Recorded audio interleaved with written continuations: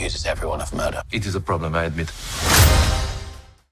Death on the Nile, Kenneth Branagh's sequel to his daring reimagining of Murder on the Orient Express, burst onto screens this weekend with lackluster reviews from critics and undying praise from the fans.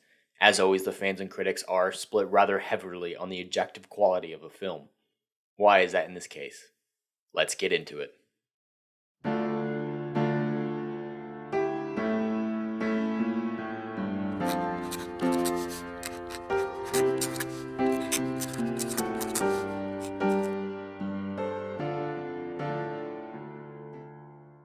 Welcome to The Hollywood Scholar. I'm Jed Morgan, and Murder on the Orient Express wowed me when it first came out, sparking an interest into the world of Agatha Christie's novels and her strange detective. These intriguing stories called to me to understand their secrets. When it came to Death on the Nile, I was excited, which is very unusual for me considering the current state of Hollywood. Kenneth Branagh has earned my trust after decades of engaging and intellectually compelling narratives that I could not help but look forward to this next addition to the Poirot universe. After watching it, I felt somewhat underwhelmed. The character moments were still just as compelling and fascinating as in the first film, but the mystery and the theme that drives it in Death of the Nile was altogether anticlimactic compared to Murder on the Orient Express. And spoilers ahead. The film opens with its lead detective investigating a young American woman who's in London managing her aunt's jazz band. This young American woman, Rosalie, is in love with Book, a rich party kid whose mother does not approve of the match. The mother hired Poirot to investigate the girl to see if she was a suitable match. This investigation leads them to Egypt, where this young couple is partaking in the honeymoon of Gal Gadot's heiress. This heiress is simultaneously loved and hated by all she encounters. But when she turns up dead, Poirot must solve this mysterious murder and the subsequent killings. After a customary Poirot investigation, he discovers that it was the heiress's husband and his ex-fiancée who did the deed. Together, they concocted a plan to get the new husband as the beneficiary of the heiress's wealth before committing the murder in a fashion that would give them both airtight alibis that none save Poirot could disprove. These mad lovers are trapped with no recourse for freedom or victory. Choosing the route of the ancient pharaohs that she so admired, this ex-fiancée kills both herself and her lover with a single bullet. Lovers in life, and lovers in death. An intriguing mystery with a rather simple solution. Once you're able to trudge through the nonsensical first act, its length riddled with an inordinate amount of coincidence and luck, the film picks up quickly, pulling you into the intrigue of the mystery. The film is entirely driven by its theme of, what is the nature of love? Is it corrosive and divisive, corrupting everything it touches, drawing out all our jealousy, hate, and envy, before inevitably leaving us broken and empty? Or is it an altogether virtuous force that makes us whole? The film poses interesting questions with this theme, but never explores those questions further than the asking, and never coming up with any sort of solution. This theme is repeated in nearly every scene, every character constantly reminding us of their stance on the nature of love. With how hard the film beats you over the head with the theme, it could never have been a different solution than what it was. For those who understood the theme, the crime solution was clear from the moment the initial murder was committed. For a film based on such intellectual books as Agatha Christie's and preceded by a similarly intelligent film, it's disappointing to see Death on the Nile fall short of being as intriguing or thought-compelling as its predecessors. Despite my clear criticism of the film, I still rather enjoyed it. But let's take a look at what Rotten Tomatoes has to say on this film. For the first time in a long while, I find myself agreeing more with the critics and the audience members when it comes to this film.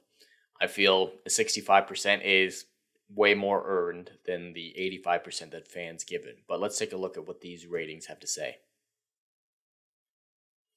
I like the part with the snake and the Nile crocodile surprised me.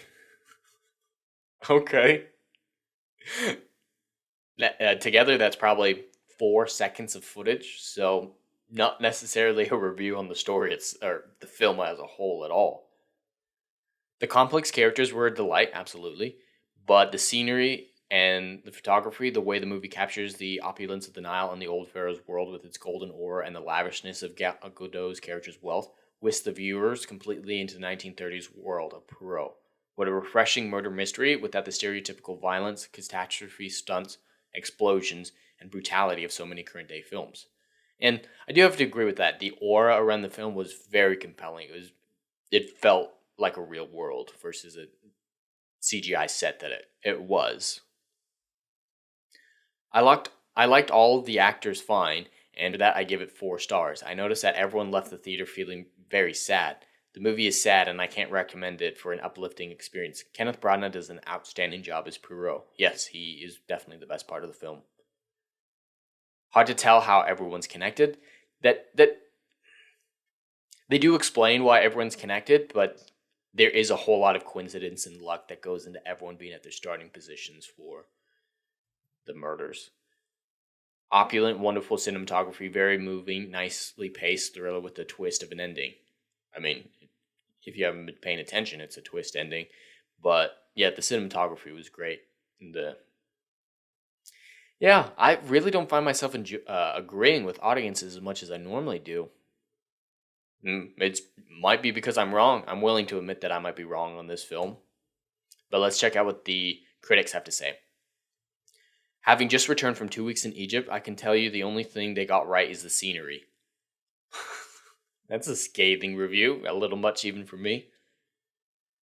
Despite its close adherence to the tested formula, Death on the Nile hits a hollower note.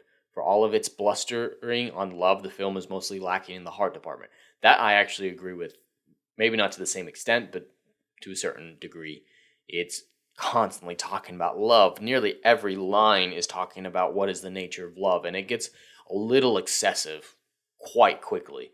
And it really comes to no conclusions on what it's trying to say or what is the nature of love. Not even like a neutral, like it's love is neither good nor bad. It doesn't even come to that sort of thing. It just kind of like forgets that that's the theme at the end, which is surprising considering how the majority of the lines are about the theme. It's the scene stealers like Letitia Wright and Sophie and Emma contributing some extra attraction to the always top-shelf Poirot lavish vacation in Egypt.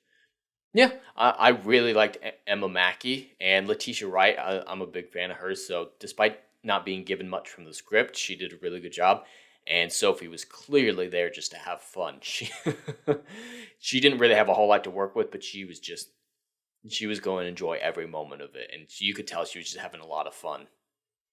This is more entertaining than its predecessor. I do not agree with that, but the supporting cast isn't as strong, and Hammer's presence doesn't help the situation. There's that whole situation with Armie Hammer, and I don't really want to get into that. That doesn't really affect my enjoyment of the film, but if it does, you're more than welcome to that opinion. So, I'm kind of stuck in between fans and critics. I'm very much in the middle ground between these extremes and what the audience had. And it may be because I'm wrong, and that's happened before. I have bad takes, but I do believe this film was a little bit lackluster compared to its predecessor. I realize that I've been mostly negative about this film, but there were parts that I really enjoyed, particularly the character moments and the acting, all of which was fantastic. However, a film built on a plot of sand and supported by a shallow theme cannot hope to weather criticism well. Asking the burning question that must be queried of any Hollywood film these days, is the film woke or political in an undue fashion? The answer is complicated. The story was clearly influenced by current political motivations, but the broader narrative was free from such distractions. The wokeness was mostly relegated to individual lines or passing scenes. There was a prominent communist aboard the ship, but the film had no opinions about her beliefs, still allowing her to be just as complicated and riddled with flaws as the other characters. Even the lesbian arc felt natural and earned, without undue attention placed on its importance. And despite the diverse cast, only one scene focused on racial issues, which was still earned and topical for the era, with the exception of a line stating, "If I killed everyone who ever slighted me, the world would be filled with a lot more dead white ladies." An unnecessary addition to the scene, but the story quickly moved past it, so it became forgettable immediately thereafter. We have a piano tuned, a chef stolen from shepherds of Cairo, and enough champagne to fill the Nile. Gal Gadot's Lynette was very much a Gal Gadot character. Though a stunning beauty and a compelling actress, she doesn't have a particularly wide range when it comes to character variety. As such, Lynette was very much within her wheelhouse, not challenging her as an actress at all. In the majority of her scenes, she came across as rather empty-headed and oblivious, making it increasingly infuriating to watch her be taken advantage of so easily. This downright stupidity was inconsistent with many of her other scenes. In the business interactions with her cousin, it's made apparent that she has an incredibly analytical mind that could find flaw in any contract put before her. The analytical and intelligent businesswoman presented in those scenes would never have fallen prey to the killer's plot. This character inconsistency was very distracting, but overall wasn't enough for me to dislike her character. Please welcome the newlyweds, Mr. and Mrs. Simon Doyle. Armie Hammer's Simon was weak in everything he did, said, or fundamentally was. His acting was over the top, professing his love and later his hate for his ex-fiancée far too dramatically to be believed. He was portrayed as an idiot, not smart enough to even conjure his own plan for murder, yet executing the plan with a finesse and precision that only a highly intelligent man could have accomplished. Similar to Gal Gadot's character, his inconsistency between smart and dumb, as the script required, made it difficult to like or connect with him. He just came across as a dislikable puppy dog that did whatever his ex-fiancée decreed, an altogether weak addition to the story.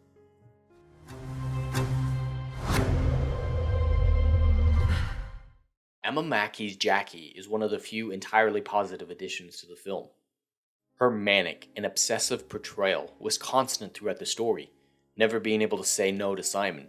Despite her myriad sins and criminal insanity, you felt for her plight far more than the other characters, connecting with her in a way that is altogether strange in current Hollywood. Regardless of this connection and likability, the film still manages to condemn her for her actions and paint her as a villain, something the rest of Hollywood would have struggled with considering her gender. She was a strong highlight of a wholly bland film. We find Mother and I are the only sane people here. A character who could have easily become insufferable, Tom Bateman's Book was another bright spot in the film. His chemistry with Poirot and Rosalie, along with his quest to become a better person, kept his bombastic and over-the-top character interesting, making his death near the end all the more tragic. I can do nothing but praise this strange man smitten with incurable love.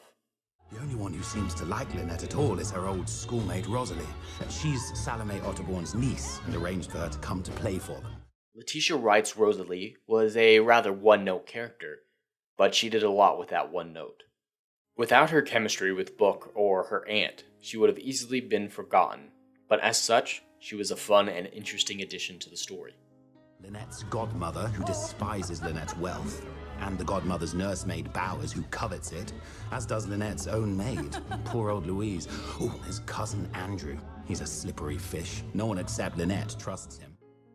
The rest of the sporting characters had their parts to play and had some interesting moments, but there's little enough to speak of regarding their individual performances or characters. The surprising standout from a meta sense was Russell Brand's Doctor. For someone more comfortable with comedy, he was a surprisingly positive addition to this intense drama.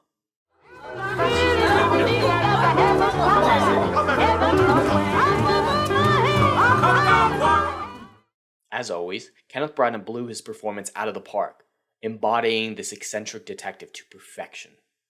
This film added a lot in regards to Poirot's backstory, with a prominent flashback to his time in World War I. It also added a narrative consistency from the events of the last film, showing an evolution of sorts that leads to his retirement and a possible relationship with Sophie's character. Branagh gave himself the opportunity to experiment with Poirot far more than he had done prior as a result of these additions. He showed vulnerability, intense rage, and corrosive grief, all of which seemed so strange to this uptight and emotionally cut-off character. All this was a welcome layer of added dimension to this character, keeping him fresh and interesting throughout the film's entirety.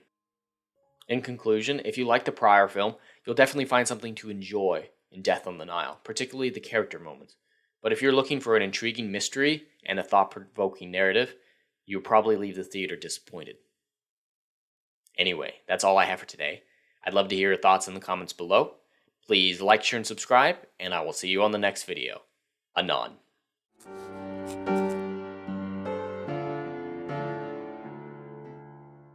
If you like what I do here and want to see good, compelling stories that Hollywood will no longer give you, check out my book series, Odyssey of a Phoenix, a mythological epic about philosophy, morality, and modern-day mental illness issues.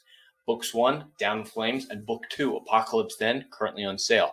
Book 3, Kill the Dark, coming soon.